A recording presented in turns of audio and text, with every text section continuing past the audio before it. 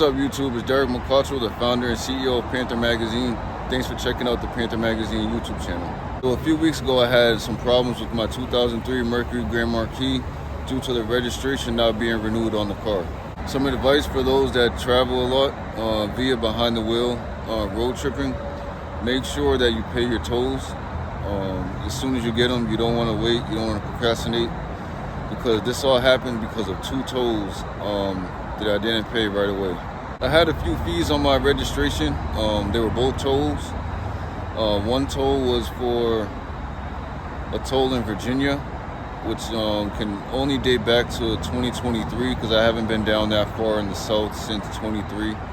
And the other toll was from New York, from my most recent trip to Illinois about 4 months ago. I hosted a meet in Washington, D.C. back on April 1st, 2023.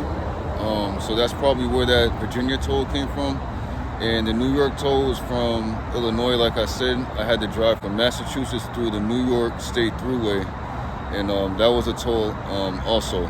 Those are the 2 tolls that I had, and it all equaled out to around $350+. What's really interesting is that last year I had to renew my license, and I paid a bunch of tolls, maybe a few tickets, 3 or 4 tickets I had. And I think it was parking.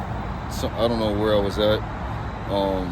And the rest were all tolls from 2023. I went to 9 different states in 23, from January pretty much to July, including Massachusetts, where I'm at now. It was 9 states. And I paid all that and renewed my license. But then when it was time for my registration on my car to get renewed, it couldn't get renewed due to a ticket back in 23 still. So I kind of thought I had paid everything off in their system, but I didn't, so there's that. Me currently still working 9 to 5. My commute is about 2 hours round trip, so I took some time off to try to get my car situated.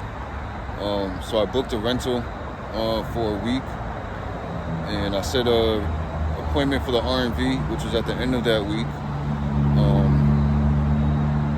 Then I get to the R&V, and I think I can pay those fees at the R&V, but they tell me I can't. They gave me a third-party company to call, which gave me like 2 websites to pay those 2 fees off. So I thought I'd just go to the parking lot, pay those fees, and go right back in the R&V and take care of everything right there on the spot. But then they told me that it takes about 5 days for the fees to process after you successfully make your payment on whatever you're paying. And that was on the last day that I had the rental, living that far from my job. And the R&V is that I'm familiar with, is about an hour from my office as well. So the rental had to be returned. I didn't know what I was gonna do. It was either take the train or hope that Uber would drive all the way where I live and drop me off at work.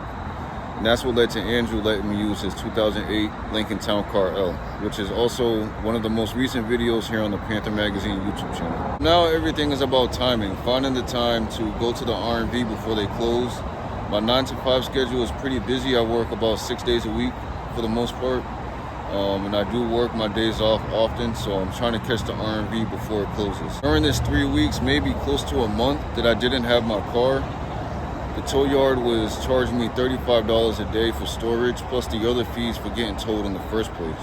So by the time I found the time to go to the R&V in the 2008 Lincoln Town Car L, I paid everything off, and I already had paid off those fees on those websites, but now it was about finding time to go to the R&V.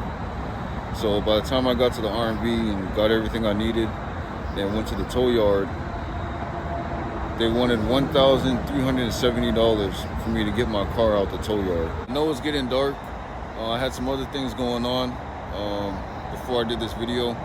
But now, as you can see though, I do have my 2003 Mercury Grand Marquis GS back. I haven't departed with it since I got it back. I've been listening to music. I've been going over my business notes and checking out all the Panther stuff on social media. But like I said in another video with the Lincoln Town Car L, with Andrew letting me use his car, I've driven every Panther platform car there is now. I'm on my 4th Grand Marquis now. This is my 4th one. Yeah, this is my 4th Grand Marquis. And I owned a 1998 Crown Victoria LX before this one. So I drove a Merc, I drove a Crown Victoria, Last summer, my friend, or last fall in Philadelphia, took a trip down there for a Panther meet. My friend Tara let me drive her 2003 Mercury Marauder. So I've driven a Marauder. So the only thing I haven't driven was a town car.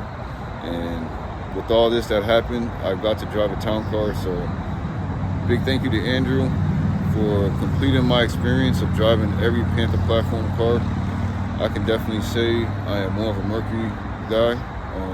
If I had to pick out of the 4 Panther platform cars, but I do love all of them. So as you can see, like I said, it's getting dark, and luckily this video is coming to an end. I just want to give you guys an update with what's going on with my 2003 Mercury Grand Marquis, because I did make a video about it a few videos ago. I got it back. I just ordered a new gas tank. My gas tank is leaking right now. It's a very small hole, but me and Andrew are going to slap that on there, so that'll probably be a new video. And I do have a Flowmaster 40 like I showed you guys in my car, so I'm going to throw that on there at some point too. But hopefully you guys enjoyed this video, and I'll see you guys in the next one.